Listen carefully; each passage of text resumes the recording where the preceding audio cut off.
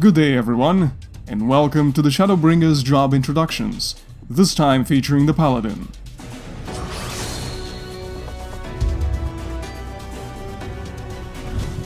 The Holy Knights of Final Fantasy have received notable adjustments to many of their actions, in addition to much-needed quality of life improvements.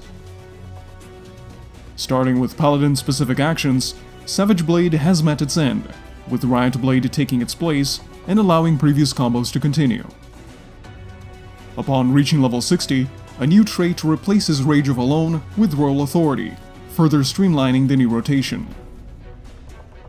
Sword Oath has also had its time to shine, and at level 76, it is repurposed as a new resource gained after completing a combo, which can then be spent to execute Atonement, a powerful new weapon skill that restores MP and has no combo requirements.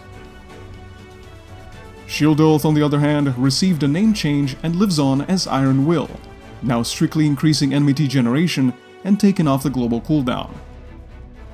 The mitigation previously provided by Shield Oath is now made into a passive trait in the form of Tank Mastery, being available as early as level 1. Seasoned Paladins may be sad to see it go, but Flash has also been removed, being effectively replaced by Total Eclipse, which is now learned at the same level. And with no means to spend MP, Riot Blade forgoes its restoration component until level 58, at which point the new Chivalry trait reintroduces it for both Riot Blade and Spirits Within. And to further enhance the Paladin's ability to deal with multiple targets, Total Eclipse now combos into prominence, a new AoE weapon skill that also restores MP starting at level 66. At level 74, Paladins also receive the much-needed relief in their mobility department in the form of Intervene, allowing them to close the gap between targets on a very reasonable cooldown. With regards to the Paladin's spellcasting rotation, Requiescat now completely eliminates the cast time of all spells, starting at level 78. In addition to Clemency for healing and Holy Spirit for single targets, Paladins now also have Holy Circle as a response to deal with multiple targets during Requiescat. And finally, we have the signature ability of level 80 Paladins, Confiteor, striking the target and all enemies around it for an impressive 800 base potency. Lastly, changes have also come to the Paladins Gauge and related abilities.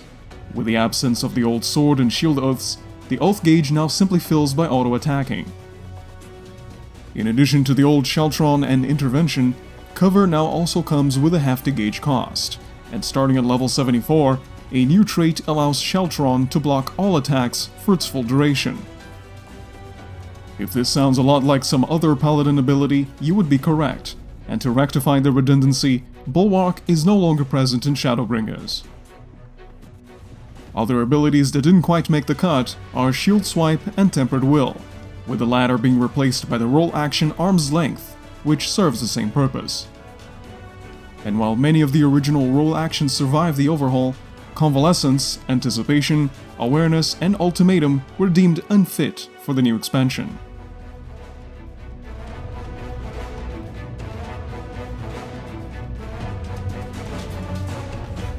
In conclusion, the streamlining of abilities and the many quality of life improvements certainly puts the new Paladin a big step above its previous iterations.